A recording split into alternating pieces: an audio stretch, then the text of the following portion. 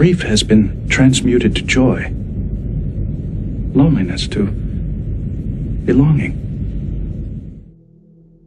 Hello and welcome back to Star Trek Sodium.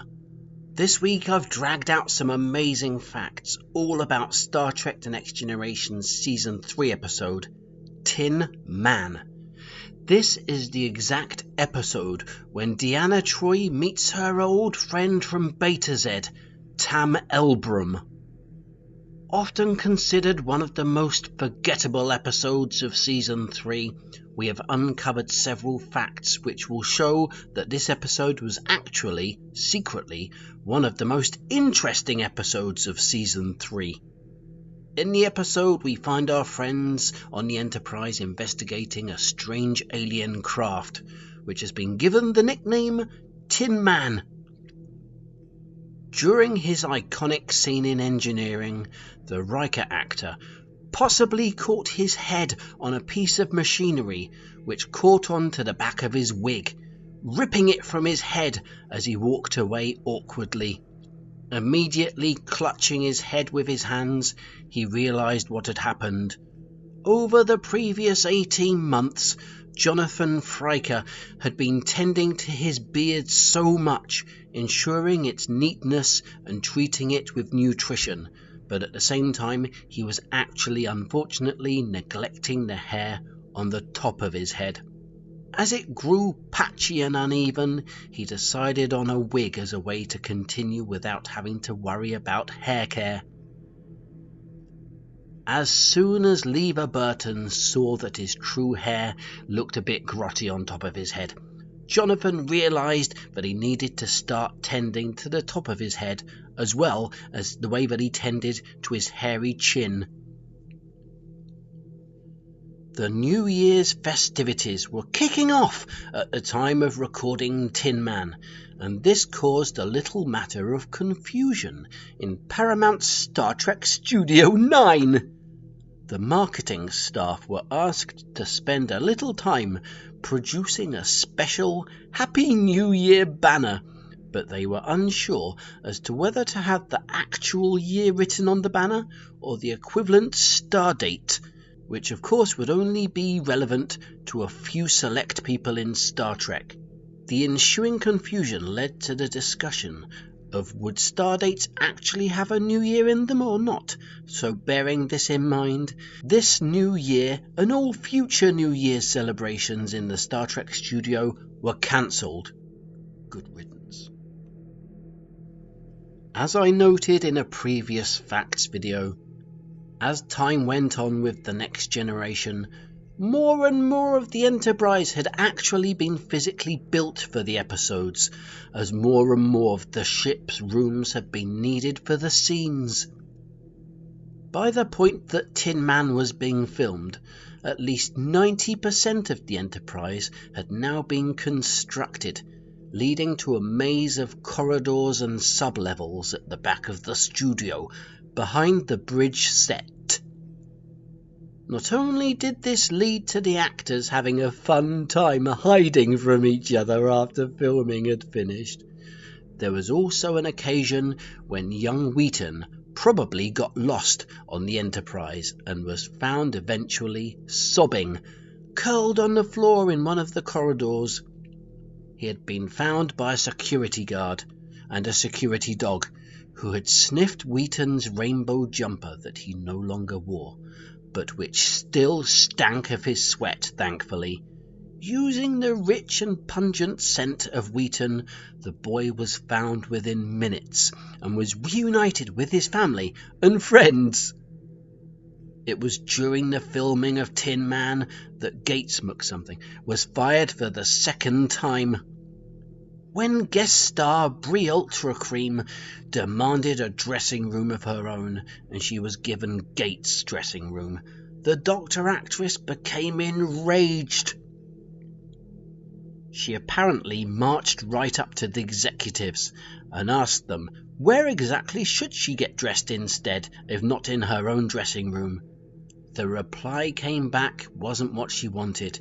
They told her that maybe she should get dressed in her car, which of course enraged her even more, which led to her throwing a pencil across the room, which reportedly hit the long head of young Wheaton. The executive producers quickly came to the decision that Mook-something should be escorted from the building and that they should contact former Star Trek Doctor actress Dr. Pulaski to make a comeback.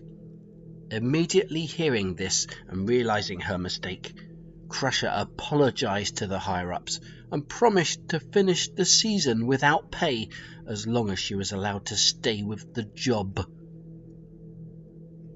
As he had just been offered a part in Star Trek VI, the Worf actor started parading about the studio, suggesting to his fellow actors that they must be not as important as him.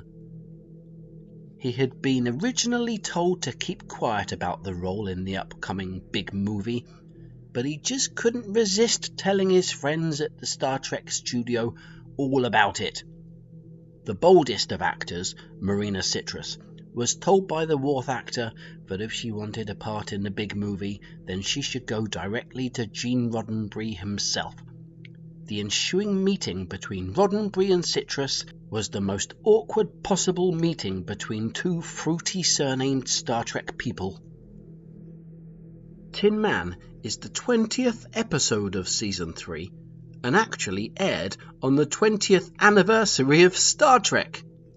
This might seem like it was planned, but Michael Piller possibly said in a lost interview that this was complete coincidence. It was celebrated by the viewing public as the 20th anniversary special, but actually it wasn't. It was just as common as muck episode all along. In retaliation of fan feedback about too many Romulan and Ferengi episodes in Season 3, it was high time for a strong Betazoid classic to be produced. Marina Citrus would possibly go on to say that this soapy episode was the best episode of all time, of any show ever made. She had famously claimed that she had actually watched every episode of every TV show up until this point, so according to her, she had a very valid opinion on this. It was during the Hensing filming of Tin Man that the data robot actor, Spiner, came to work, supposedly still drunk from his 22nd birthday celebrations the night before. Those of you with eagle eyes would have noticed that during a few key scenes in the episode, Spiner is either sitting down or holding tightly onto the scenery to stop him from swaying and stumbling around. His primary Starfleet uniform had vomit caked down the front after a wild bout of puking, leading to the wardrobe department having to rush out the spare uniform for him. The actor was warned that this was the only spare uniform, and Rick Berman had to tell Spiner that if this spare uniform got caked in vomit as well, then he would have to be fined and have to pay for the dry cleaning himself. As a special team-building exercise instigated by Michael Piller, the actors of Star Trek possibly went on a rock-climbing activity day, which set off alarm bells within Rick Berman, as not only did it invalidate the actors' insurances, but as well as this, there was one more thing that really made Rick Berman fly off the handle about this team-building trip, because it was on a Sunday. It meant that everybody would be missing church.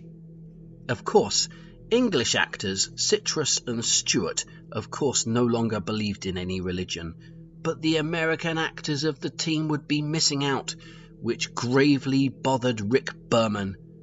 Speaking about Piller's booking of this trip being on a Sunday, Rick Berman allegedly said, "For God's sake, damn him to hell."